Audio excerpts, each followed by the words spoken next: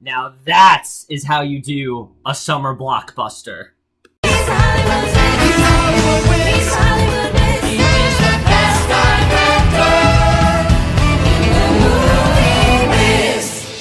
Hey guys, it's Kevin in the Murder for you guys, and this movie reviewing, of course, as you guys know, I have in fact been reviewing the Apes movies throughout the last few days, and of course the big movie coming out this week, I was obviously anticipating that. That, of course, being the final film in this trilogy of Apes films, that, of course, being War for the Planet of the Apes. So, the plot of War for the Planet of the Apes, I'm gonna be honest, I can't actually tell you what the actual plot is of this movie. So I'm going to be very brief, and the plot that I'm going to give you does not sound exciting, but it's a lot more exciting, trust me. It's just the plots of War, I can't actually tell you because it's a major spoiler. But essentially, you know how in Dawn, of course, you know, Koba, he started sort of like a war on humans despite the fact that Caesar did in fact kill him. Koba essentially did in fact start this war. Well, basically after that, the military has been sent in to try to, you know, neutralize the apes and make sure that humans do still ring superior, but it's very rare nowadays, and there's a lot of hope being, you know, there's not really much hope left on the human side. Meanwhile, the apes are trying to ensure that this is their land and that the humans don't invade them and that they can stay there, and basically Caesar's kind of in the middle of this, you know, who didn't want the war in the first place, and he has to do what he can to make sure that, you know, the humans are, you know, put in their place and that the apes remain stable, and that's really all I'm gonna say, because again, I can't really tell you the real plot of this movie. But when it came to War for the Planet of the Apes, I was obviously hyped for this film. I have loved the first two Apes films. I think that not only are they great action movies, but they also have so much great social commentary on, you know, things like, you know, just simple things like, believing in something bigger than you can really see, and, you know, really just not being afraid of something just because you don't know much about it. You know, the fear of the unknown, that's a big part of these movies and things like that. You know, a battle for power, I mean, that stuff has just been so compelling, and the characters as well have been so well written, and I was really hoping this would be the epic conclusion that really did pay everything off, and is this what we want in a Planet of the Apes movie? Fuck yes. War for Planet of the Apes is the perfect conclusion to this series. Not only is it, I think, as good as a conclusion can really get, to me, it is the best of these Planet of the Apes films. I really love this movie. This is what we need in a summer blockbuster in basically every way. I told you guys that July would fix most of the mediocrity we've been getting, and so far it's really paying off, I have to say. But I really do want to get into this movie, so let's just get into it, starting off with the cast. When it comes to these movies, one of the things that has absolutely always been consistent has been the acting. And once again, I have to say, everyone really is at the top of their game here. There's not a single mediocre performance in this movie. Everyone is on their A game. Everyone, I think, is phenomenal, and there really isn't anyone here that I can say was bad. There really isn't anyone that I didn't absolutely, you know, loved in this movie. I think everyone was fantastic. But of course, we have to talk about the star of this entire series, and really, I think the person that's just been holding this whole thing together, which is in fact Andy Serkis as Caesar, which, I mean, once again, it just, the more I see of Andy Serkis in these movies, and not just these movies, but other motion capture work he does, the more impressed I am by him, and the more shocked that this man hasn't won a fucking Oscar already. I mean, he is phenomenal in this movie. He really does give it his all. Caesar is basically at the end of his rope in this movie. I'm not going to spoil why, but Caesar basically gets put through the ringer in this movie. He loses a lot, and he really has to come to this decision. You know, we know in Dawn, he just kind of wanted peace. He wanted the apes to make sure that they had a safe living environment, and he didn't necessarily want to go to war with the humans, and, you know, he's still trying to see the good in them, and he knows that war is very much coming, but he doesn't really want to participate in it. But he also knows its inevitability, and I think that he, again, was just incredible in this movie. There's a much bigger fire to Caesar in this movie that we really haven't seen before, a much darker side to him, which they've alluded to in the two previous movies, but this movie movie, they really do expand upon it, and that was something that I really did love. I love the way we got more into that dark side of Caesar, but it isn't an unlikable side. Like, you can understand why he's going into this more darker place that he goes in this movie, and again, I can't tell you why. I'll talk about when we get into spoilers, but I can't really say much more, but Andy Serkis absolutely killed it in this role. It really just says a lot that he's able to do so much with this character, and it's just astounding. It really is. And I don't think anything is ever going to be able to top Andy Serkis's work with Caesar. I just don't see him topping that anytime soon. Sure, he was great as Gollum, but he just brings such an emotional edge to Caesar. I don't really know how to describe it, but he just gets so into this character. And I mean, again, you forget that this isn't a real ape. You would think that this is a trained ape. The way that Caesar just emotes in this movie, the way that Caesar, the certain movements that he makes, they just feel so real, and Andy Serkis just does so much great stuff with that character, and it's something that I absolutely am gonna miss. I really did love what he did here. He was just fantastic in this movie, and it's a fantastic conclusion to his storyline overall. He was just amazing here, as usual. So, as far as the humans in the movie, I have to say, there really isn't much to talk about, because this movie makes a very wise choice to have the least amount of focus on the humans. And again, not going to tell you why. I'm not going to tell you why it's going on, because it's a really cool spoiler, and I'm going to talk about it in the spoiler section.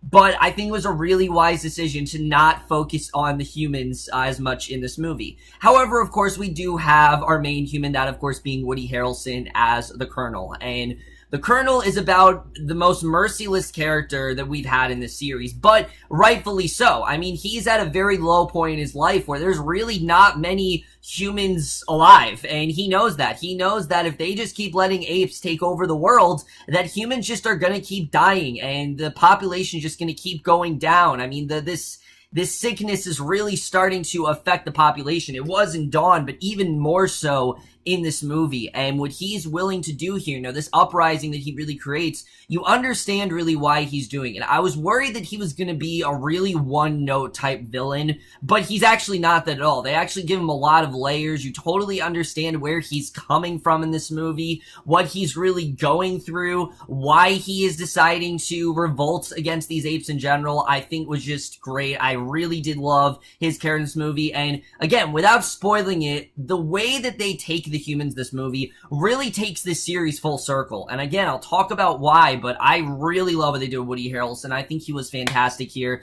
And there's a big contrast between him and Caesar. And eventually they do, in fact, come head to head with each other. And it's just fantastic to watch. Woody Harrelson did such a great job with his character. It could have easily been a very one-note character, because there are a lot of things the Colonel does that are very fucked up, but you totally understand why he has to do it. And I think, again, Woody Harrelson just did such a great job channeling that character. I really did love what he had to do here. He, again, was absolutely phenomenal in this movie. So someone else I really have to talk about that I really haven't talked much about in this series is Karin Konoval as Maurice. I have not said a lot about this character. Why? Because he hasn't had a major arc in this movie. Well, he has, but he's been relatively delegated to the background for a lot of it. You know, he has conversations with Caesar here and there, but this is his biggest role yet. And he basically is kind of replacing Koba in this way, because Koba was Caesar's most trusted confidant. But now, of course, Koba, you know, he betrayed Caesar, and Caesar literally, you know, put an end to him by killing him.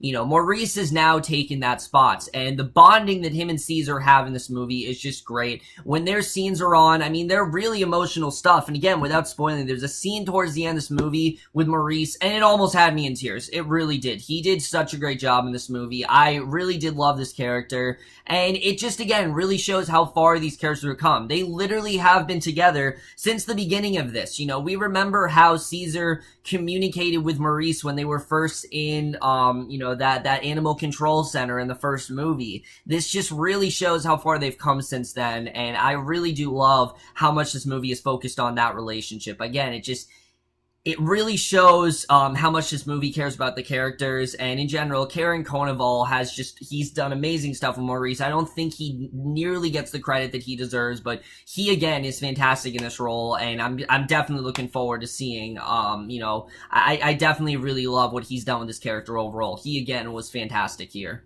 And then there are a few new characters in this movie that I do want to talk about. First of all, this movie is a little bit more humorous than the other two, which I actually did like. You know, there's a lot of dark stuff in this movie. We do need some humor just to provide a little bit of levity and also to give you a little more entertainment value. And luckily, the movie knows when to do that in Steve Zahn as his character of Bad Ape. Now, I'm not gonna lie, I don't think everyone's gonna love this character. I don't think it's gonna be a character that everyone absolutely loves. In fact, I could see some people getting annoyed by this character. For me, I think they used him in exactly the right moments. They didn't overuse him, but they used him just enough where he was a well-done character. And he was a character that you really did care about. When his life is in the balance, you really did understood his character. You know, he is this ape that they find, and he starts to work with them. And most of the movie, he doesn't talk a lot. He just kind of says, bad ape and things like that. And I thought he was just a lot of fun to watch. I thought, again, Steve Zahn did a really good job with this character, and I really did love the way he was thrown in there. And then the only other person to really talk about in this movie, because like I said, this movie it doesn't have a lot of characters to really talk about. Amiah Miller in this movie as Nova is phenomenal.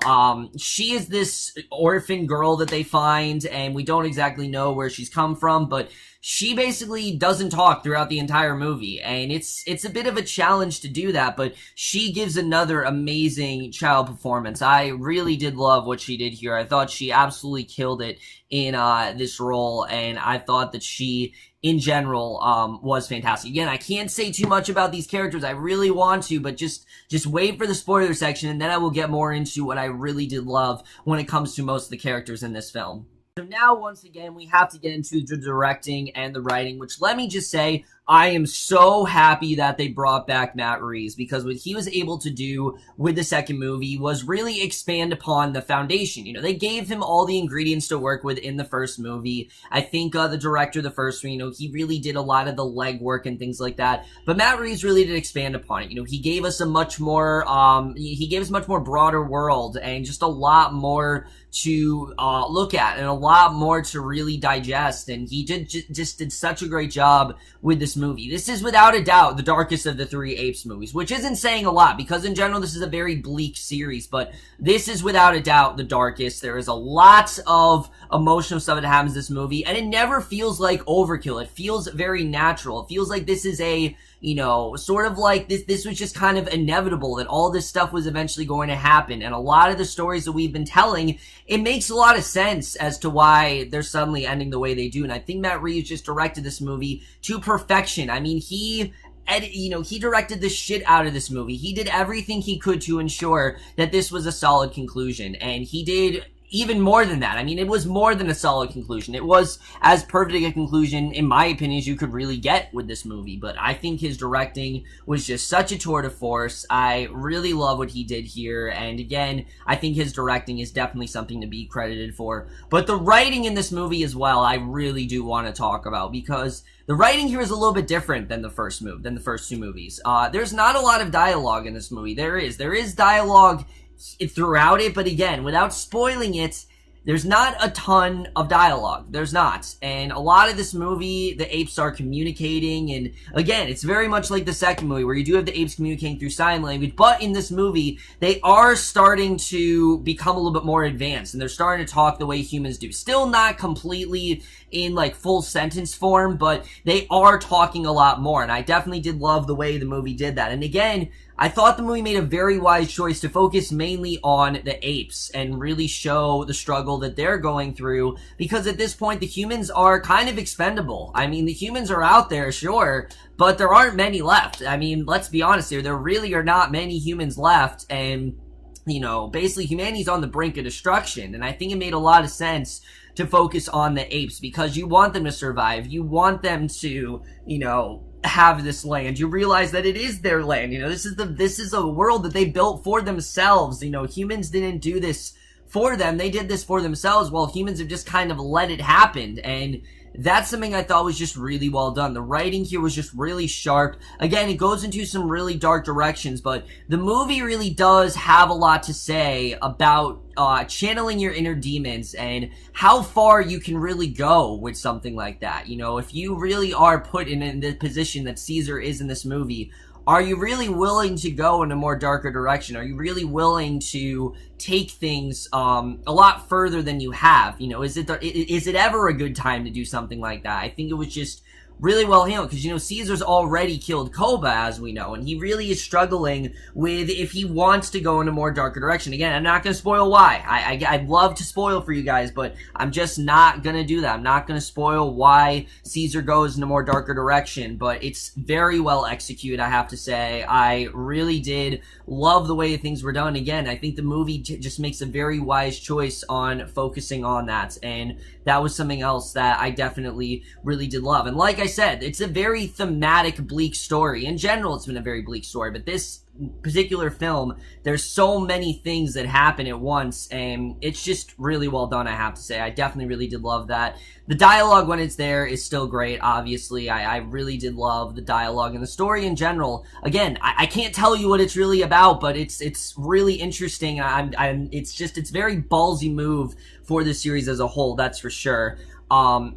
But the cinematography, I mean, I can't say enough about the cinematography. It is a repetitive statement at this point, but I can't believe that this is all motion capture. I can't. These apes just look so real. It looks like you can touch them. It looks like you can just...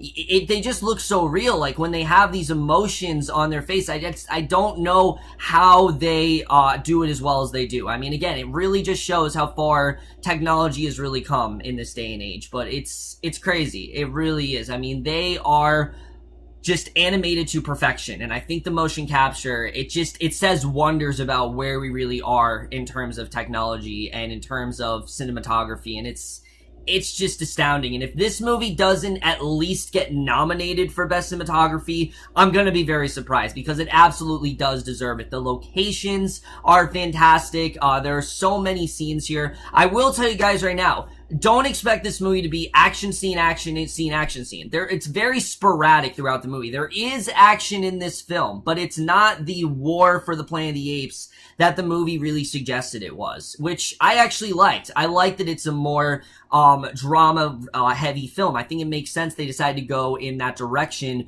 here with the film. I think it definitely was a good idea for them to do that. Like I said, there is action here, and the action scenes that are here are amazingly well done, and they're very gripping and compelling, but just don't expect it to be the big spectacle that the trailers really did make it out to be. Because again, there definitely is, something there, but it's not a huge, balls to the wall type action movie. That's just not what it is. And the cinematography, though, what we do get is fantastic. That is for sure. The score as well is great. I'm glad that they do still have the score from Dawn. I really do love that score overall. There's a nice, like, comical score as well at points, which I definitely really did like. And then the editing to this movie. This is the longest of the Apes movies, and I'm not gonna lie to you guys, this flew by for me. It really did. It felt like the shortest, and I know it's not, but it really did feel like the shortest. At no point did I feel like this movie was dragging on. At no point did I feel like this movie was,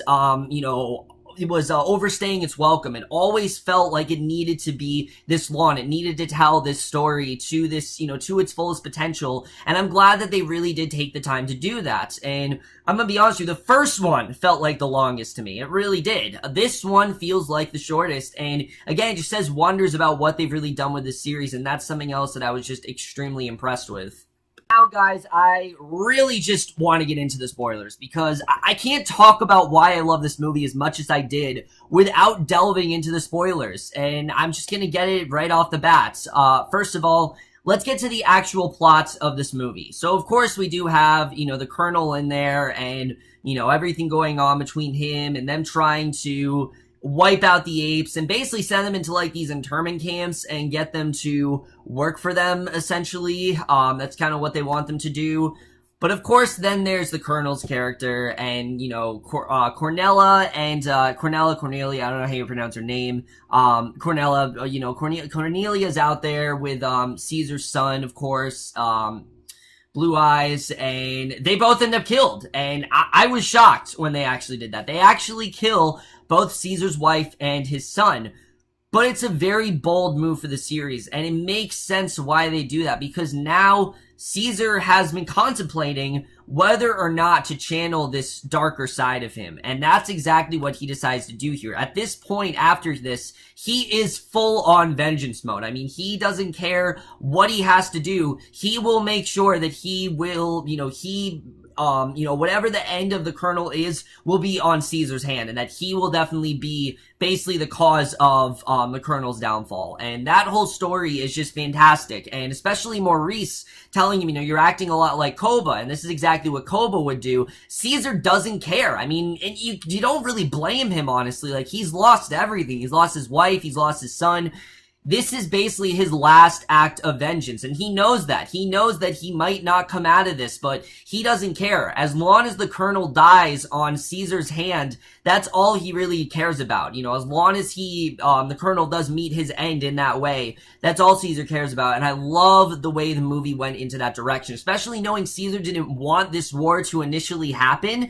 The fact that he does want to go after the Colonel, and this is kind of like a revenge mission, is fantastic. And I love the way the trailers hid that. I love that there wasn't any sort of indication that something like that was going to happen.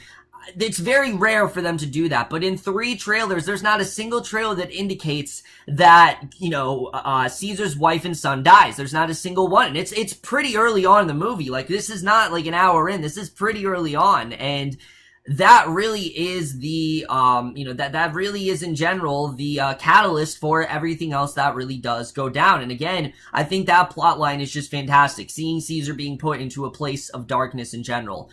But we have to talk about the humans this movie, because where they take the humans is really interesting.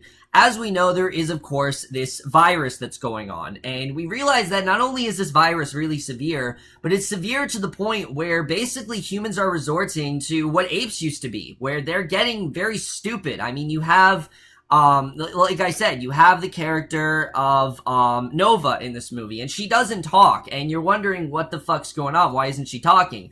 Turns out this virus is so bad that it's basically resorting everyone to become dumb, and everyone's just getting really stupid, and they're forgetting how to do things. They're not acting like humans do. They're resorting to the level of apes. I mean, they're just becoming a lot more animalistic, and it makes sense why Nova fits in there really well, and why the apes really want to take care of her. And I thought that was just a really genius move, and it makes a lot of sense. And Woody Harrelson, he's one of the only people left that really is talking, and he's worried that this is going to happen to him, because not only is that so severe, what also happens basically, it's not just because, of course, what's going on with the virus, but if someone passes that virus on, then that person also becomes infected. So it's kind of like a Walking Dead scenario in a way, where, Woody Harrelson is terrified that he's going to become infected and that he's not going to be able to talk. And sure enough, that eventually does happen to him in the movie. And let's talk about when that does happen, because that final scene between him and Caesar is one of the most riveting scenes I've seen this year. Easily. I mean, it's such a well done scene, because you're thinking, this is it. Caesar's got him exactly where he wants him. He broke out of prison. He, got out of the camp. He got all the apes together. He really is leading this uprising. It seems like he finally has a chance to take a stab at the Colonel, but he just can't bring himself to do it. And at first, I thought it was, Caesar, has a lot of compassion for the humans. He still sees the good in the Colonel. And while I do think that's the case, I think it's also because, the other previous guys, he's shown mercy, and he's made sure that he makes peace with them. He's not looking to make peace with the Colonel. He's not at all. I mean, the Colonel is basically already dead to him, and the Colonel knows that he basically is being left for dead, so the Colonel just offs himself. He leaves the Colonel to off himself. He blows himself up, which I was shocked that it happened when it did, but I thought it was really well done, and it makes sense because the Colonel is so hopeless, and it just made the Colonel a lot more vulnerable, and it showed that he isn't this powerful, maniacal figure that the trailer really indicated. He really is just a guy that's trying to round up everyone together to take down the apes, whether if it was possible or not. He just wanted to make one last effort to do that, and obviously it didn't work in his favor, and I did really feel bad for the Colonel in that way. And I love the way the movie got you to kind of feel bad for him, because, yeah, you do want things to go well for him. You want the humans to not be able to take down the apes necessarily, but you don't want the humans to just completely be wiped out. You want them to somehow ring superior. You don't want them to ring superior either. That's not really what it is. but you don't want them to die. You know, they're basically dying off, and they're all becoming really dumb. And again, I thought them becoming basically what the apes were just perfectly put this story full circle, and it really just show that the humans didn't really help at all. Like, they didn't do anything to try to stop this. They didn't do anything to try to keep this from happening. They were all so focused on taking down the apes and making sure that the apes in general didn't take their land, that they didn't really care about their own health. They just kind of let this virus happen, and that's something I thought was just really well done here. It's just showing that this really was the humans' fault in many ways. Again, the apes were kind of looking for peace. They just wanted to be able to, you know, make their own land and maintain law. They weren't really looking for tons of conflicts. Well, Koba was, but Caesar definitely was not. But because of everything the Colonel did, I mean, how could Caesar possibly give this guy any mercy? I mean, it'd be a mercy killing. It would. And Caesar knows that the Colonel wants Caesar to kill him. So he doesn't do it because that's what the Colonel wants. And I thought it was just a really powerful scene that he didn't do that. But then the ending of the movie was even more gut-punching. The ending where we see that, of course, we know that there are some apes on the human side now. And I kind of saw that as maybe they're on Koba's side, where they're kind of revolting and they're kind of, you know, leading the humans on. They're not really caring about their benefit, but they're very much against what Caesar's doing. They don't believe in Caesar's code of conduct, so they've just kind of turned on the other side, and that's kind of why they're there. But of course we get to the ending, and there's that guy that it seemed like Caesar was going to help out, but he's actually the one that essentially is the one that sets Caesar's fate. He shoots Caesar a ton of times, and Caesar actually gets very fatally shot. But not only that, we see the ape that's actually been working with this guy actually turns on him. He realizes that Caesar's actually right, and that Caesar actually has a good point, and he just kills him right there. And the way that Caesar makes sure that he does basically wipe out the rest of the human race. He throws that grenade. Well, not the rest of the human race, but at least of what we saw with like the military and things like that. He throws the grenade, all of those people die, and then there's this huge avalanche. The apes are able to outrun it. But Caesar, he's dying, man. I mean, this is really it for him. He's not going to make it. And that last scene with Maurice, I mean, it's just so emotional. But again, it really shows how full circle they have really come, where Maurice tells him that, you know, your son will remember you, and your son's not going to forget you, and your son's going to be able to, you know, lead us. And that's what ends up happening, as we know. Cornelius does end up leading the apes as a whole. And because of that, I don't think we need any more Apes movies. I know that they said they want to continue, but I don't see a point in continuing. This was meant to be Caesar's story, and it perfectly closes out his story. And that ending with Caesar dying and everyone else, the apes get to live, and in the end, Caesar got what he wanted. The apes are free. You know, they're able to live where they want. They're not in, you know, they're not in sequester anymore. They're not into hiding. You know, they basically are ruling the world, and that's exactly what, well, Caesar doesn't necessarily want to take over the world. He just wanted the apes to be able to have a place in society, and that's what they do have now. Even though there aren't many humans left, the apes have essentially done what they can to make sure that they own this land, and that this land wasn't taken from them. And it's just a really powerful scene, and I think it was just the perfect way to end the movie. And I really, again, I don't want to see them make another one. I know they have more stories to tell with these characters, but I'd say just stop now. This is a solid trilogy, and it really would be a shame for them to continue. But for me, I think this was probably maybe my favorite ending of the entire year. I'm going to be honest with you. I think this ending was perfect. I don't think they could have ended it any better than they did. I think it was an extremely solid conclusion. I was not expecting Caesar to die. I really wasn't. I did not think Caesar was going to die in this movie, but it really spoke volumes for his character. It showed that he was in a place where this was it for him. You know, he killed the colonel. That was going to be his last act, and he made sure that that was the case. I mean, obviously, that wasn't the last thing he did. The last thing he did was make sure that all the humans got what they essentially, you know, kind of got what was coming for them in the end, but Caesar did in fact die from it, and it's a very powerful moment. I think it was the perfect way to end this series as a whole, and I really don't see a need for them to continue beyond this, honestly. So overall, guys, War for Planet of the Apes is an extremely satisfying conclusion to this series as a whole. I genuinely think it's as perfect as we really could have gotten, and it's very rare that a series, you know, like this, each film gets subsequently better as it goes on. That doesn't usually happen.